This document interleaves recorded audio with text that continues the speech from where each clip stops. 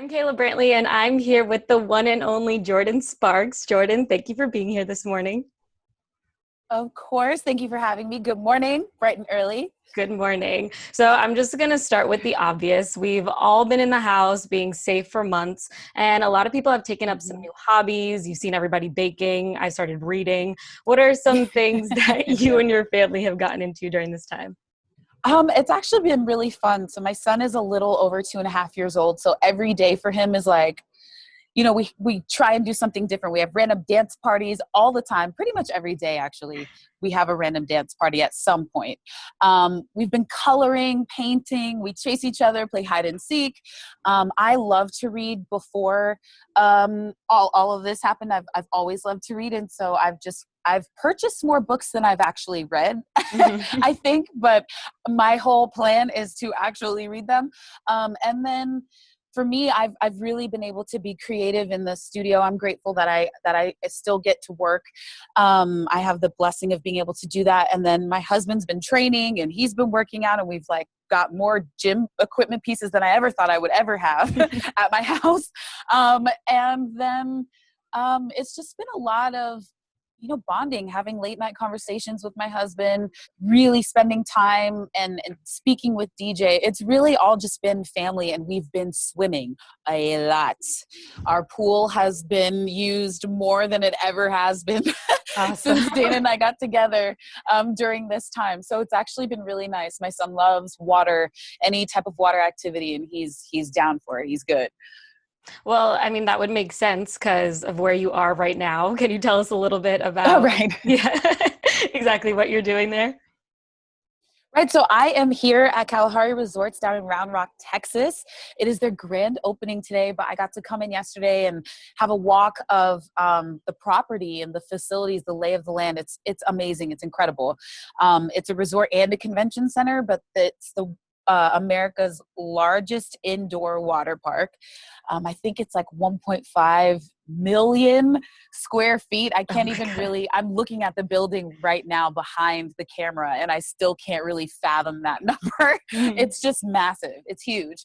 But there's something for everyone. They've got I think over 20, they've got 20 restaurants here just on the property alone. There's an amazing spa. They've obviously got the water park with slides and sections for every age. There's a wave pool and a huge TV. Like, you can watch movies there. I thought that was really cool. I got to experience yesterday, or I got to see it yesterday. They have a little speakeasy kind of piano bar, which I was not expecting, but it's really cute and really fun. And it's really nice. They are following all local and state guidelines for social distancing and cleanliness and sanitizing and all of those things. So if anybody has any hesitation, I've walked the grounds. It's amazing. But also, they are at half capacity. So there's plenty of space for you and your family to come if you feel so comfortable. But it's beautiful. Oh, they also have this arcade called Tomfooleries. That is probably the biggest, brightest, most colorful arcade I've seen ever in my life. I walked in and I literally told them, I need to take a video of this really quickly because this is insane. But it's really fun. I'm really grateful to be here and be a part of the Kalahari family. That sounds like a lot of fun, and it sounds like you've been having fun during this quarantine time too, but you've also been working. I know you released an EP, Sounds Like Me, this summer, so congratulations on that. But was it like creating that EP from home, especially juggling being a mom of a 2-year-old? Yeah, it's been interesting. So the crazy thing about it was I actually finished up those sessions for that particular EP back in February before, it was right before everything happened. And it kept getting pushed back. Originally, we were going to drop Sounds Like Me in March, and then it got pushed back again. But then we were just like, you know what, when the timing is right, we'll feel it and we'll be able to, it'll happen. And so that's when it came out in August, but it has been really crazy creating, from home, not crazy in a bad way, but crazy in that I have my little booth I'm trying to record, and DJ's running outside, and then he comes and knocks on the window and is like, "Hi, mommy." And I'm just like, oh, okay, I got to do that take again. But I love you so much. It's just, it's so much fun, and chaos isn't really the word because chaos holds so much weight to it, but it's funny. It's a little bit crazy. It's a little bit organized, but there's a lot of love in there. So it's been a lot of fun. But I do have a Christmas album coming out that I'm putting the final touches on now. Fun. And that will be out on Friday, November 27th. So I'm really, really excited for that to be coming. It's called Cider and Hennessy, and I think people are really going to enjoy it. Amazing. And it was just announced that you'll be performing in the Macy's Thanksgiving Day Parade. So that's super exciting. How excited are you, and what can we expect from your performance? I'm really excited, actually. I was really surprised when they called, because I honestly thought that it wasn't going to happen this year. And I'm really happy that they asked me to be a part of such a long-standing tradition here in America. And plus, for me, since I'm releasing a Christmas album, I'm going to be performing a song from my Christmas album.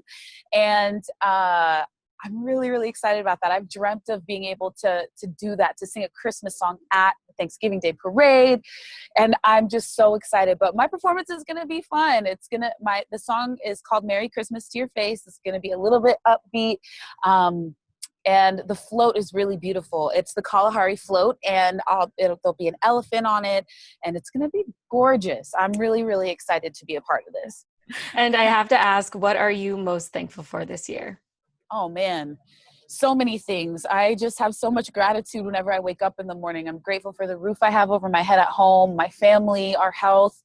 I'm grateful that I've been able to continue to work. I'm grateful that I still am able to sing and that people still want to hear me sing.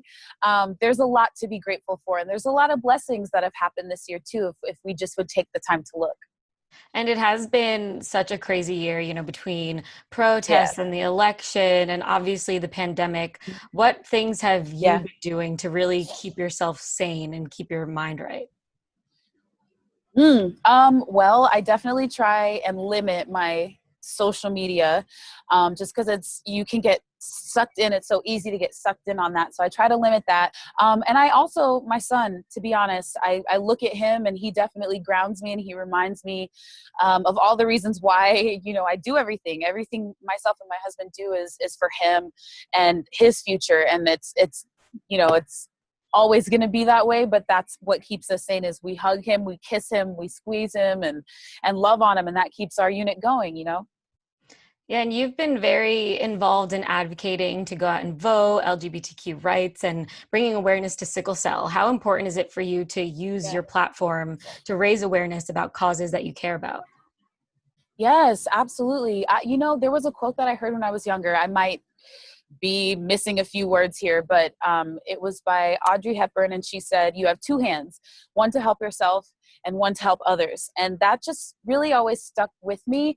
My parents really were a big part of instilling that in myself and my brother, to always just be looking to lend a hand, to help. Whatever we can do, you want to do it. And especially now that I have this platform and I'm able to do all these things, what is all this if I can't make a difference? What is all this if I can't help somebody else or make somebody else smile? And so anything that I can do to help, I'll be there. I want to be there. I mean, obviously we can't do everything. I wish there were 8 of me so I could do everything, but for causes that I'm really passionate about, I always try and find a way to help, whether it's on a major scale or behind the scenes, and maybe nobody ever finds out about it, but I definitely am always active in trying to look for ways to be the light. Representation is very important, especially nowadays. You're a biracial woman. I'm a biracial woman. We just elected the first Black and South Asian female vice president.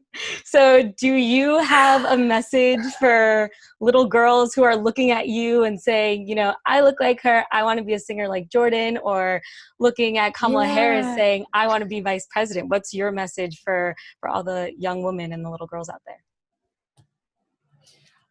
Oh my gosh. Wow. Like, I haven't had somebody ask me the question. So it's like hitting me all over again. But wow, she looks like us, girl. She looks like us. That's so amazing.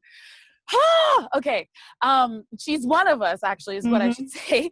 But, for the little girls, I mean, there's always been we've always been so strong. It doesn't matter, how old we are. There's just an innate strength in females in general and women in general is just so beautiful. And I feel like to be able to see, when you can really see yourself, you see yourself in someone else and in a position where you want to be, it makes your dreams that much more tangible, and it makes them not so impossible. And so for all the little girls out there that are just dreaming big, big dreams, keep dreaming them.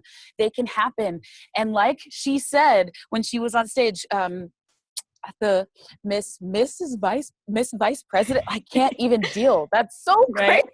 Like you said, was her mother told her that she may be the first, but make sure you're not the last. And that is definitely what I would charge every little girl watching. You may be the first of many things, but make sure you're not the last. I love that.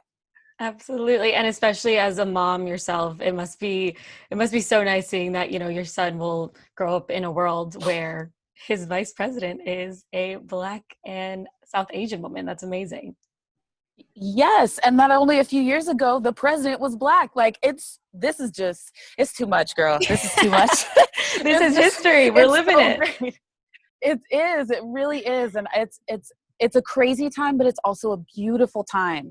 And it's just amazing to see these changes happening. And also just with all of this, and with Joe and Kamala being or headed to the White House, for me, it's just like, we did it. Like we did it, and there's new light. There's new light coming. There's new renewed strength. And hope, and that's a beautiful thing to have, definitely.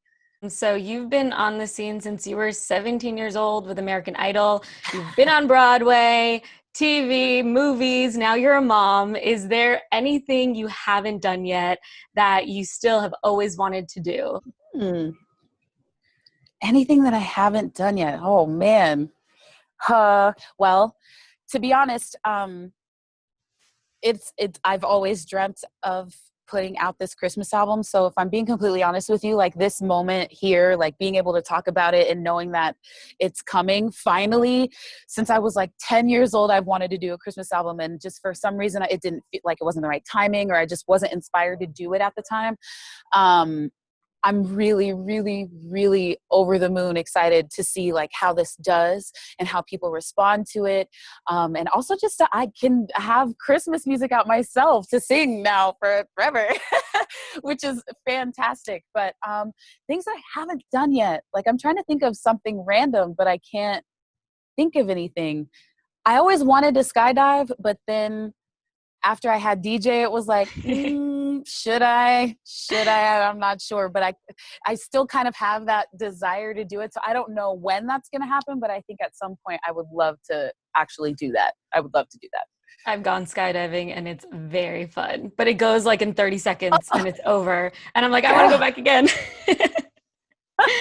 if you ever get around to it. Well, see now I got to do it. Absolutely. Absolutely. Well, thank you so much for joining me today. It was such a pleasure to talk to you, even with all the technical difficulties. You as well. Yes. No, I was just about to say that. Thank you so much for your patience and for being so great. And yeah, hopefully I'll get to see you in person one day. You sound really, really nice and fun and sweet. And I feel like we would get along very well.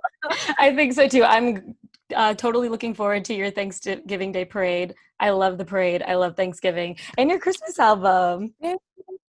Thank you. Thank you so much. I hope you like it. It's called Cider and Hennessy. So I think you're gonna love it. Ooh, that's a good combo. Cider and Hennessy. Love it. It's delicious. You should try it. Okay. That's a new holiday drink. Jordin Sparks said it. Yep. Mm-hmm. Yep. Right, well, thank you so much. Enjoy your time at Kalahari. You're welcome. Thank you. Have a great day and happy holidays.